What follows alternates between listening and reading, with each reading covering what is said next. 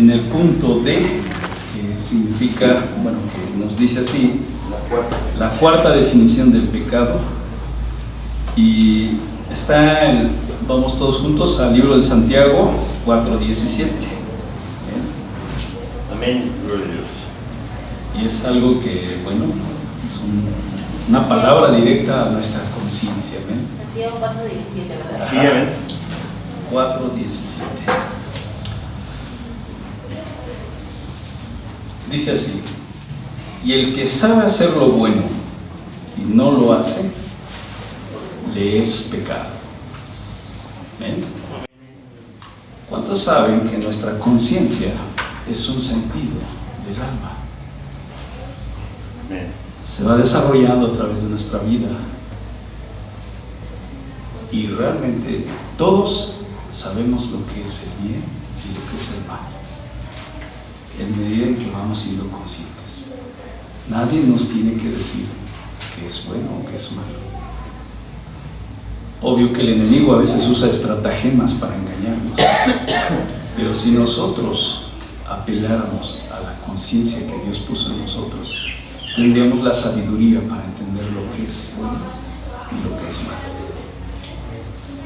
Y aquí Santiago nos dice: y el que sabe hacer lo bueno y no lo hace, es pecado. ¿Sí? Aquí encontramos que el pecado no es solamente hacer cosas que ofendan a Dios o que causen daño a nuestro prójimo. Esto es lo que se conoce como pecado de omisión. ¿Ven? Es decir, cuando está en nuestro poder o en nuestro alcance hacer algo bueno y no lo hacemos. Eso es también considerado un pecado. El Señor Jesucristo hace un reclamo a sus seguidores en Lucas 6:46, si alguien me puede apoyar ahora sí buscándolo, y me lo lee pausadamente. Amén. ¿Lucas qué? 6:46. 6:46. Amén. ¿Por qué me llamáis Señor, Señor, y no hacéis lo que yo digo? Nos dice aquí el estudio: esto es un error de espíritu o de una actitud incorrecta. En este caso, estamos hablando de algo que la persona está consciente, ya que ha sido redarguido por el Espíritu Santo y sabe que debe actuar, sin embargo no lo hace. Este pecado se puede considerar dentro del rango, imagínense hermanos, de rebelión. Esto es lo que endurece el corazón. Uno de los casos más comunes de este tipo de pecado es visto en los casos en los que se requerir pedir u otorgar el perdón en alguna ofensa. Tanto el pedir perdón como el otorgarlos son una de las cosas que prueban nuestra actitud. Amén. Amén. Y esto nos aclara que los pecados no solamente son de comisión, sino de omisión. ¿Qué podemos entender como comisión?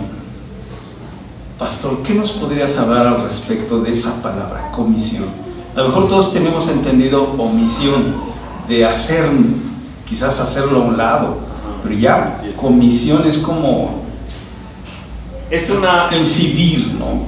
Una comisión es una instrucción que tenemos. Ajá. Así es. ¿Ok? Yo te comisiono a esto, es decir, te doy la instrucción de que hagas alguna cosa. Esa es una comisión y es algo que se refiere. Así es. Entonces a veces, en el lamento de los cristianos, déjenme decirles, hermanos amados, muchas veces nos lamentamos, como lo veíamos hoy, y el pastor nos explicó de la palabra, ¿por qué no suceden cosas? ¿Por qué no cambian ciertas circunstancias que tenemos? Pero es que nuestro corazón tiene estas situaciones. Muchas veces son las comisiones y omisiones que hay en nuestro corazón lo que no nos permite que vengan estos cambios. Y todos quizás hemos visto esto en la historia del pueblo de Israel. vieron los milagros, comieron del maná, bebieron del agua y aún así renegaron. Y amados hermanos, nosotros no somos muy diferentes a ese pueblo. Y por eso la Escritura dice que las cosas que les acontecieron fueron escritas para nuestra enseñanza. Porque a veces Dios nos está tratando y cada uno de nosotros estamos siendo tratados en un desierto personal, una prueba personal. Y nos puede pasar como ese pueblo, dar 40 años de vueltas y vueltas para exactamente llegar al mismo punto y confrontar es la prueba que tú no has pasado. Pero lo más terrible, en eso se te puede ir la vida, hermano. Porque dice la Escritura que muchos no entraron a la tierra prometida por incredulidad.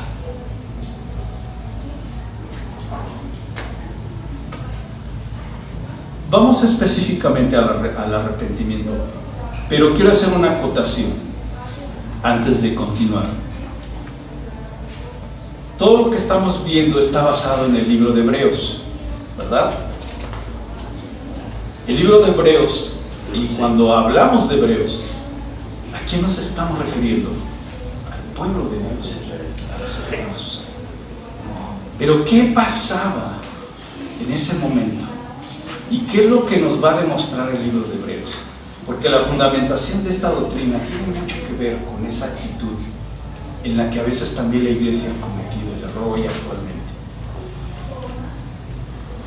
Llegaron los hebreos a un punto que, si bien fueron un pueblo y son el pueblo escogido y tuvieron la más pura religión, si podemos hablarlo así, en su tiempo, vino Cristo.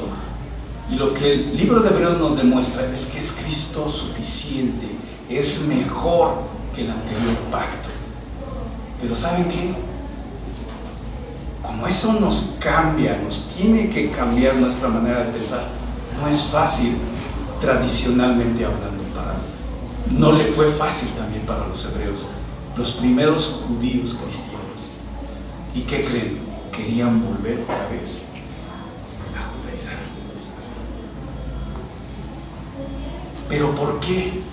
Porque es más fácil observar normas, tradiciones, cosas que vemos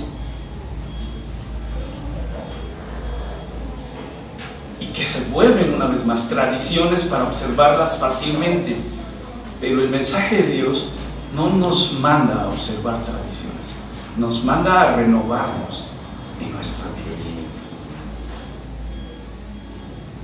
Y una de las cosas, como lo vimos en el mismo fundamento de la doctrina, en el Hebreos 6:1 me parece. Por tanto, dejando ya los rudimentos de la doctrina de Cristo, vamos delante a la perfección, no echando otra vez el fundamento del arrepentimiento de obras muertas de la fe en Dios. Lo que el Señor nos está diciendo es que tenemos que ir adelante. No podemos quedarnos nada más con el mensaje de la salvación, sino más todavía. Y no quedarnos en el punto de las obras muertas, del arrepentimiento, como lo hemos estado aprendiendo. El arrepentimiento en el Nuevo Testamento utiliza básicamente la palabra griega metanoia para arrepentimiento, y esto significa una firme decisión. Arrepentirte es tomar la firme decisión de cambiar, ¿okay? Un cambio interior, no exterior, que envuelve un cambio de opinión, o sea, es decir, apartarse del pecado y volver a Dios. Esta palabra se encuentra en los siguientes versículos que nos explican el significado del arrepentimiento. Si alguien me puede apoyar buscando Mateo 3:2 y alguien más, Hechos 2:38. Hay más citas, pero ahorita nada más vamos a tomar estos dos de referencias. Amén.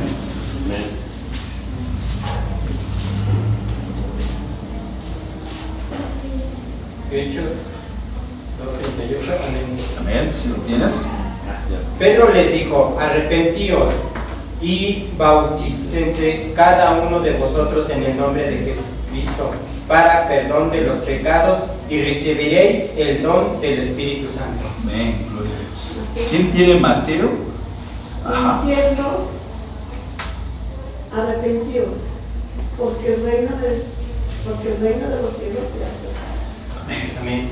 La palabra clave obviamente es arrepentimiento. Amén. Amén. Quiero leerles esta nota al margen de este diccionario para que nos quede una vez más claro en qué está basado lo que estamos estudiando. La carta a los hebreos fue dirigida a un grupo de judíos cristianos que estaban vacilando entre el cristianismo y el judaísmo. En un sentido, un complemento a la carta de Pablo a los romanos. Es un complemento. Esta vez dirigida a un público judío para explicar la relación de Cristo con todo lo que ha pasado anteriormente en la historia religiosa de Israel. Entonces, el escritor compara y hace contrastes de la persona y la obra de Cristo con el sacerdocio y sistema sacrificial del Antiguo Testamento. Él no solo es incomparable, es mayor y mejor que estos. ¿Amén? Es una realización final de todo lo que esas cosas anunciaban. Él es el perfecto sacerdote que ofrece un sacrificio perfecto. Él ha removido definitivamente la barrera del pecado y ha dado a los hombres el acceso a Dios de un modo que el sistema de sacrificios jamás habría podido hacerlo. Aquello era la copia. Él es el modelo original. Aquellos eran la sombra. Él es la realidad que los hombres siempre han estado buscando. Si nos apartamos de Él, otra vez hacia un sustituto inferior, otra vez hacia lo que ya ha probado ser un fracaso, lo perdemos todo. Y esa es la doctrina, hermanos, que vamos y estamos estudiando. Nosotros no estamos llamados a observar tradiciones, sino a conocer la Escritura, el contexto general de la Escritura, lo que fue en el Antiguo Testamento y lo que hoy se ha establecido en el Nuevo. Pero no podemos reprobar lo que fue en el anterior, como dice aquí, que fue sombra de lo que hoy vendría. Y amada Iglesia, tenemos que tener esa conciencia de que somos de veras privilegiados. Amén. De vivir estos tiempos que para algunos piensan que son los últimos en algunos aspectos que ven en la cuestión secular. La Escritura nos dice, estos son los postreros tiempos, pero vienen todavía más cosas que tenemos que discernir a la luz de la Escritura. ¿Y cómo lo vamos a hacer? Primero, observando la doctrina. Y la doctrina lo afecta todo, hermanos, en nuestra vida, porque la doctrina es la enseñanza básica. Todo el mensaje de la Escritura, y lo veíamos el día martes, en donde y qué nos ayuda a entender a la persona de Jesucristo. Sin eso, hermanos, dice la Escritura, seríamos dignos de conmiseración. Si no entendemos el ministerio de Jesucristo y lo que las mismas cartas nos enseñan del Maestro, pues nos vamos a perder en las tradiciones. Y hoy lo vemos, iglesias que vuelven a las tradiciones, que quieren judaizar. Y esto no debe ser así. En el arrepentimiento vamos a ver aspectos interesantes. Y viene más una respuesta a mi vida, porque yo se los voy a comentar así. Yo antes no entendía por qué en el juicio de los reyes a Saúl no se le perdonó una desobediencia, entre comillas, y a David se le perdonó un asesinato. ¿Cuál fue la diferencia? Y eso es precisamente el arrepentimiento. Si algo hubo en David es que se arrepintió y vivió las consecuencias de sus actos, pero Saúl no. Vulgarmente, como decimos, nos dicen que sí, pero no. La acción es la contraria. Y a veces, hermanos, nosotros queremos engañarnos a nosotros mismos, porque la Escritura dice que el corazón es perverso y engañoso. ¿Eh?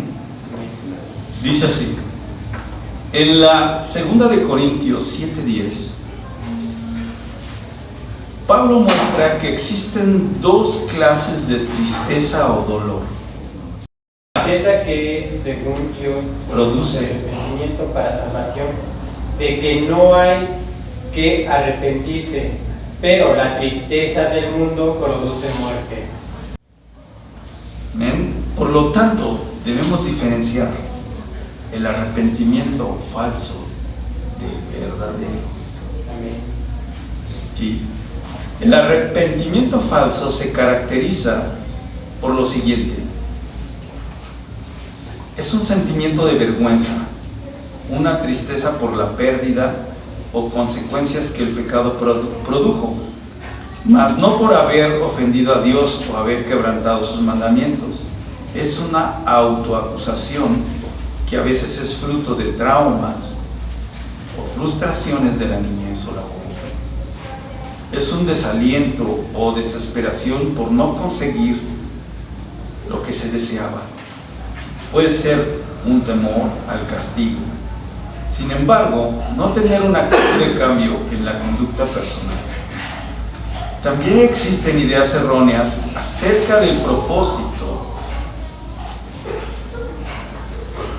del arrepentimiento, como son usarlo como un medio de conseguir la gracia de Dios, considerarlo como un estímulo para la fe, siendo que es al contrario. Otro concepto equivocado es considerar al arrepentimiento como el medio para obtener paz mental. ¡Wow! No es eso. Definitivamente. El arrepentimiento verdadero, hermano, nos va a quebrantar. Va a quebrantar nuestra alma. Cuando no lo es, solo está acá, en la mente. Y es lo que a veces nos pueden manejar los psicólogos de apapacha. Pero el verdadero arrepentimiento es como ahorita lo vamos a ver. Ejemplos de un falso arrepentimiento. Saúl. ¿Sí? Primera de Samuel 15, 18 al 30. Bien. ¿Alguien ya nos ha encontrado la cita? Que nos las lea. Primera de Samuel 15, 18 al 30.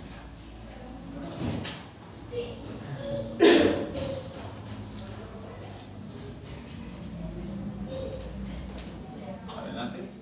Y envióte Jehová en jornada y dijo: ve y destruye a los pecadores de Amalec y haces guerra hasta que los acabes. ¿Por qué pues no has oído la voz de Jehová, sino que vuelto al despojo has hecho lo malo en los ojos de Jehová?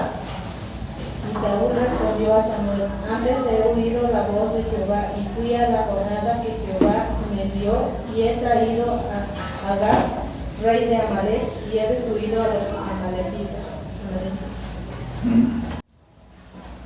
El contexto, hermanos. Dios le había mandado a Saúl que destruyera todo, que aniquilara. Pero ¿saben qué hizo Saúl? Obedeció a medias. Graso horror, hermanos. Y esto fue lo que empezó su declive. Si la orden de Dios, el mandato de Dios, como lo veíamos en la palabra, es perdonar, hermanos. Sé que no es fácil, para nadie lo es, pero solamente podemos hacerlo cuando somos influenciados por el Espíritu Santo. Amén. De tal manera que nosotros amamos a Dios no porque tengamos la capacidad, hermanos, en el plano humano. ¿Saben por qué amamos a Dios? Porque Dios nos amó primero. Amén. Y cuando experimentamos ese amor en nuestra vida, podemos amar a Dios. Y es el mismo proceso, hermanos. Dejemos que el Espíritu Santo redarguya nuestro corazón. Porque la base de todo cambio verdadero es el arrepentimiento. Lo vamos a ver aún en la oración modelo, hermanos. El Padre Nuestro. Perdona, ¿verdad? Nos pide perdonar.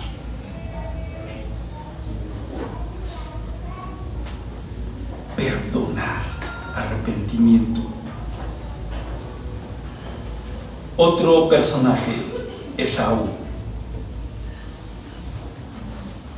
Todos igual sabemos el contexto. ¿Qué hizo Esaú? ¿Alguien me puede decir?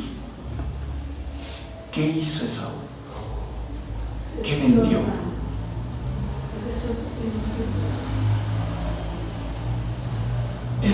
Él, de alguna manera,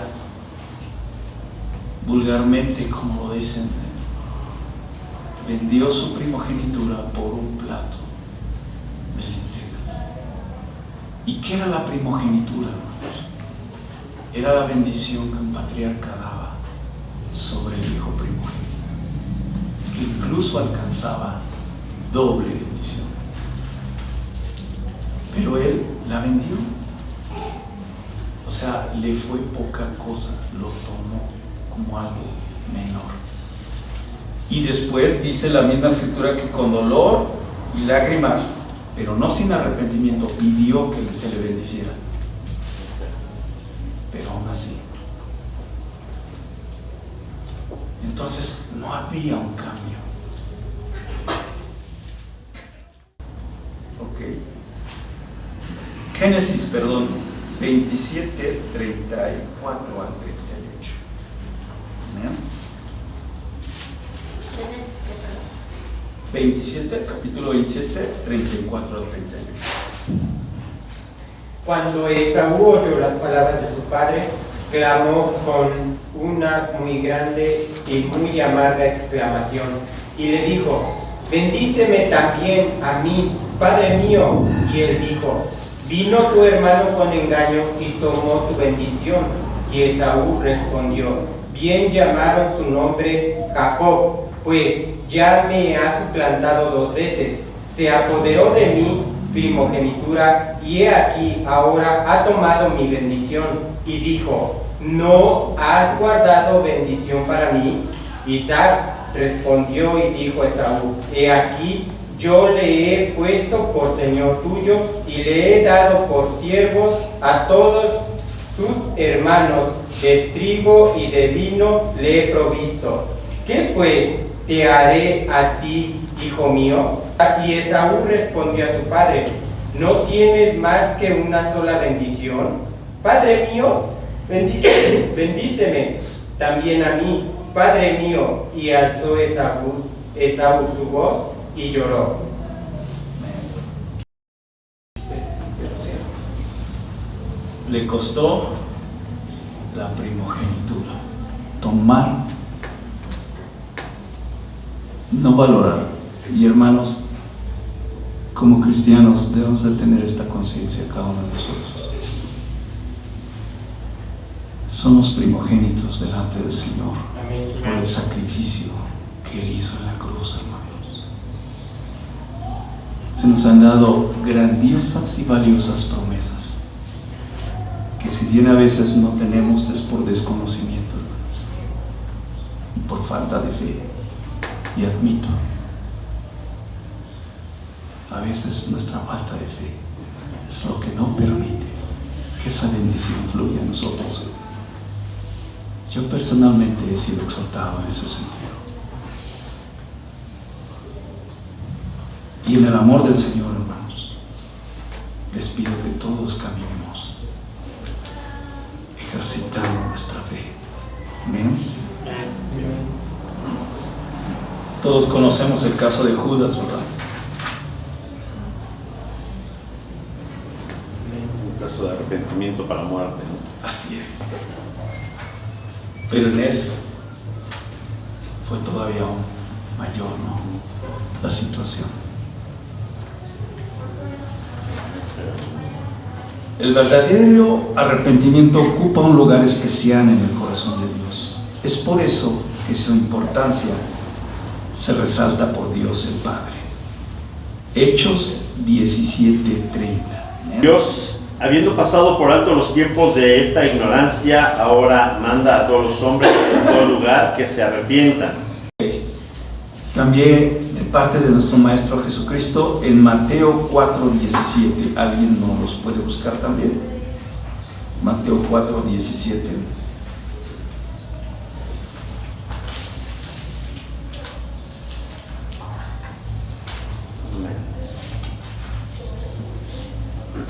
Amén. Desde entonces comenzó Jesús a predicar y a decir: arrepentíos, porque el reino de los cielos se ha acercado. Gloria a Dios. El mismo mensaje de Juan y el mismo mensaje de los discípulos, el mismo mensaje de Pedro y del apóstol Pablo, y por ende, hermanos, debe ser también nuestro mismo mensaje como iglesia: llamar al arrepentimiento. De hecho, esa es la obra del evangelismo. Sí, este verdadero arrepentimiento empieza a través de lo que Pablo llama la tristeza según Dios. Esto significa que el quebrantamiento que trae Dios en la vida del ser humano, que está siendo llamado al arrepentimiento, va a hacerle ver la bondad, paciencia y longanimidad de Dios, y así su necesidad de volverse a Él. Aquí hay una palabra interesante. Mi hermano, voy a aprovechar tu teléfono. ¿Nos quieres buscar el significado de la palabra longanimidad?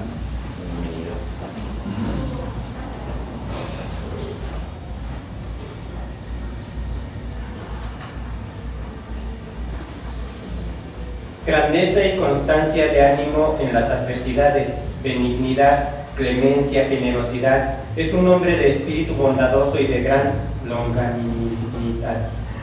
Santa palabra, ¿verdad? No la manejamos muy a menudo, pero Dios quiere eso en nosotros.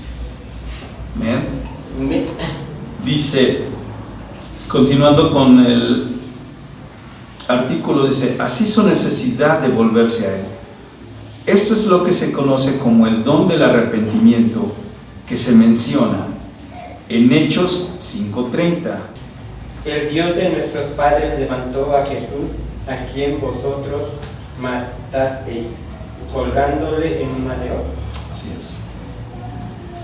¿Quién era la exhortación? Los judíos. Pedro predicando, ¿verdad? Segunda de sí es Timoteo, ¿verdad? 2:25.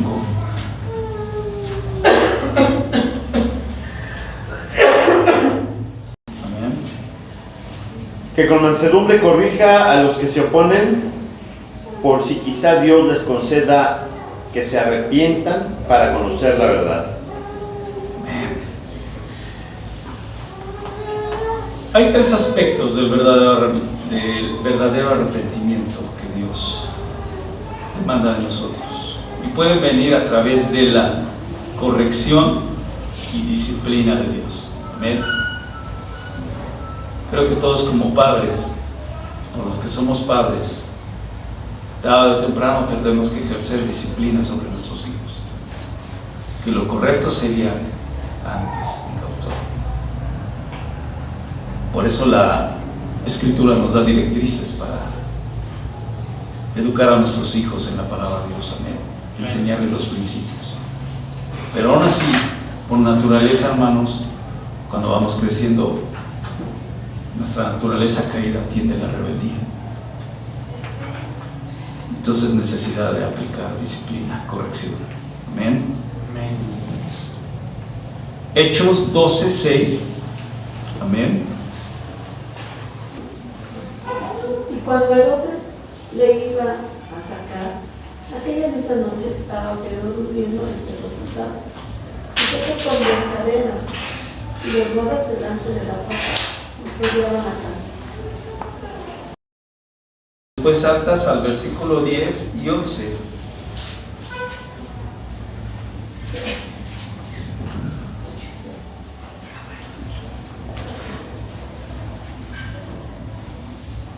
Al versículo 10 y 11 del mismo capítulo. Habiendo pasado la primera y la segunda guardia, llegaron a la puerta de hierro que daba a la ciudad, la cual se le abrió por sí misma, y salieron pasaron una calle, y luego el ángel se apartó de él. Entonces Pedro, volviendo en sí, dijo: ahora entiendo verdaderamente que el Señor ha enviado su ángel y me ha librado de la mano de Herodes y de todo lo que el pueblo de los judíos esperaba. Vamos a la cita de Apocalipsis 3:19.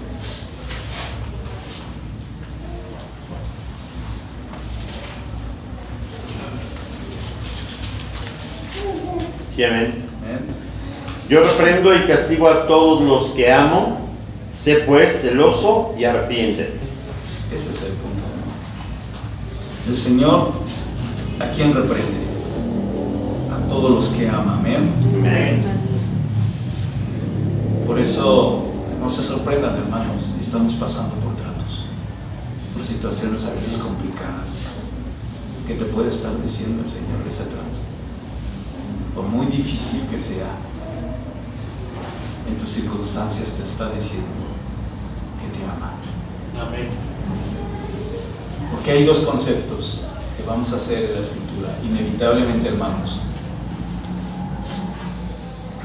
Vamos a ser probados, amén, para por consiguientemente ser aprobados.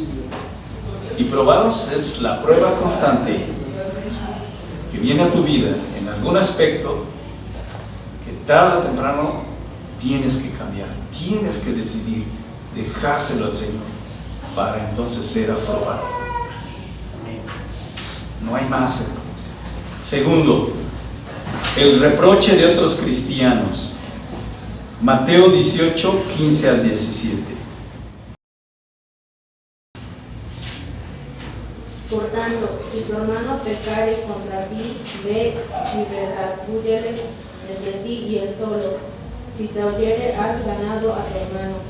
Mas si no te oyere, toma aún contigo uno o dos, para que en boca de dos o de tres testigos conste toda palabra.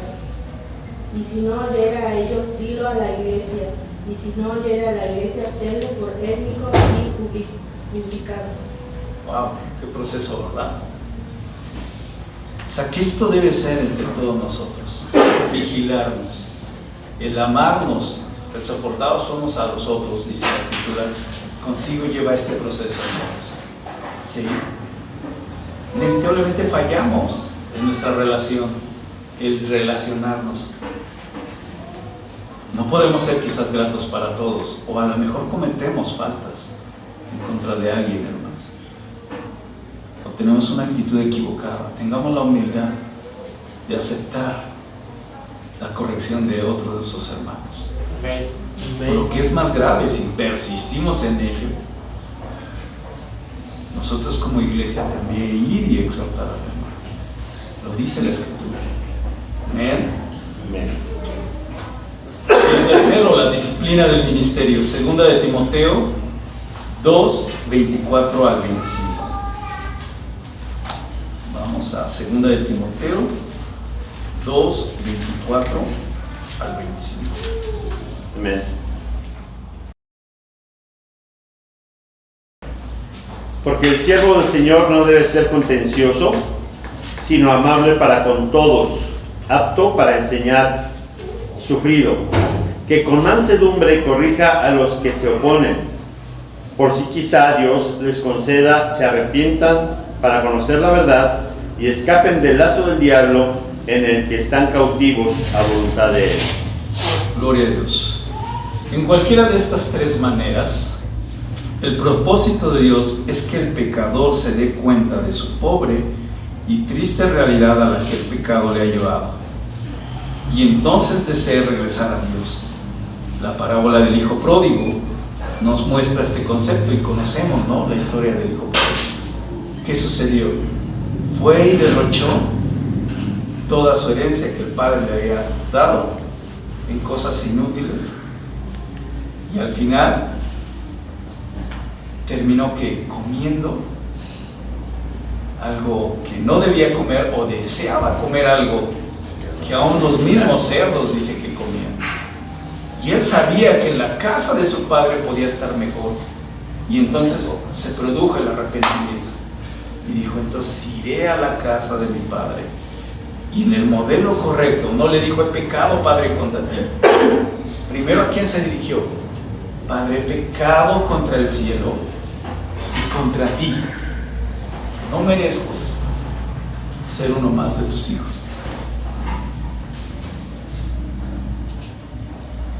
Hay una sonata, o cómo decirlo,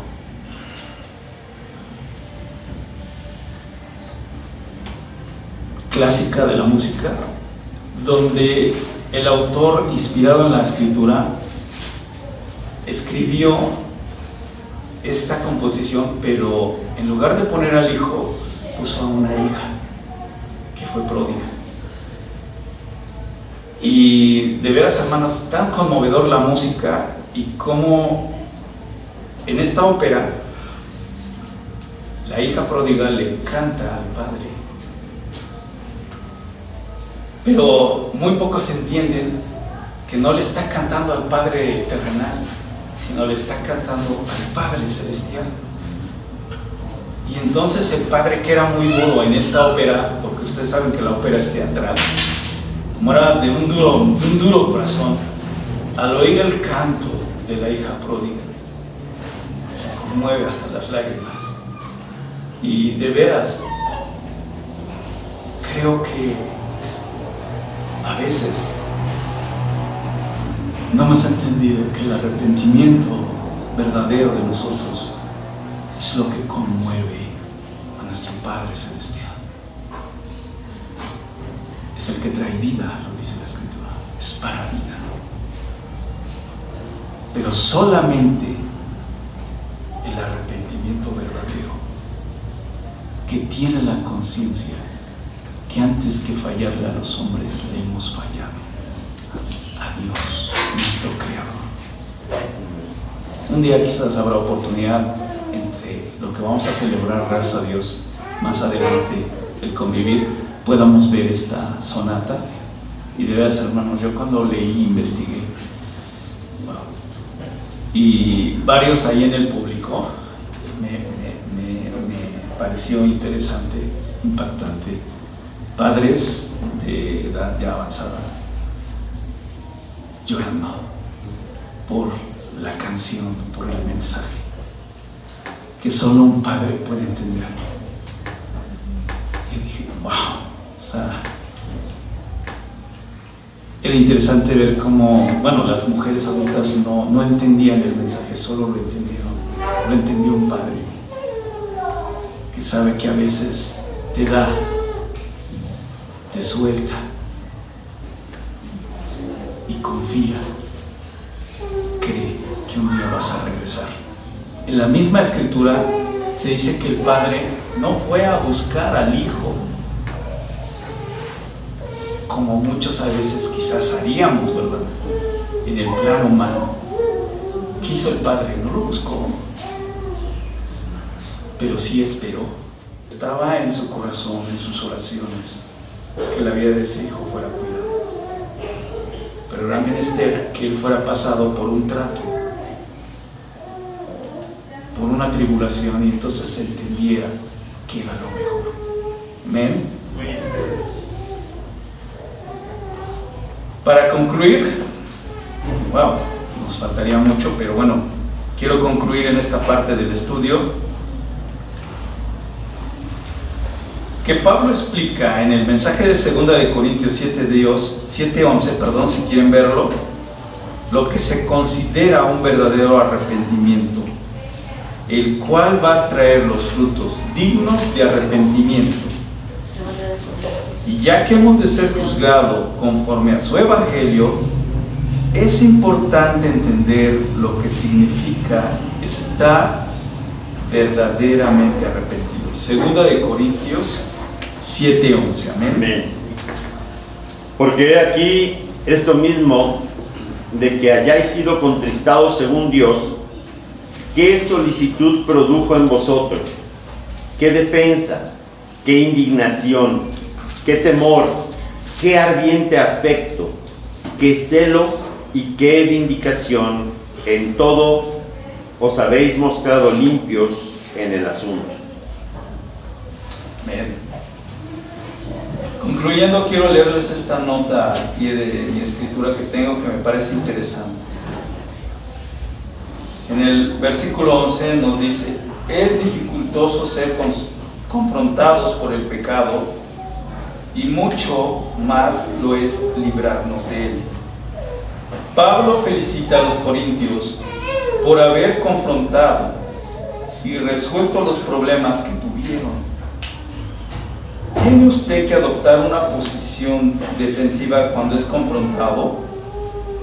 No permita que el orgullo evite que reconozca su pecado. Acepte la confrontación como un medio para su crecimiento y haga todo lo que pueda a fin de corregir los problemas que le afectan. Gloria a Dios. ¿Amén? Dios nos está llamando al arrepentimiento, ¿amén? Pero al verdadero arrepentimiento. Y no dejemos que el orgullo levante su cabeza. ¿Amén? Ese orgullo, del cual a veces muchos de nosotros pecamos en esa falsa humildad, pensando que no lo tenemos. Dejemos que el Señor trabaje nuestro corazón, nuestro espíritu. Amén. Gloria a Dios. Con esto concluyo para que podamos seguir adelante en nuestras actividades, y doy gracias por la vida de cada uno de ustedes que están acá presentes y aún por los que no pudieron venir. Levantamos nuestra oración en sentido a ello.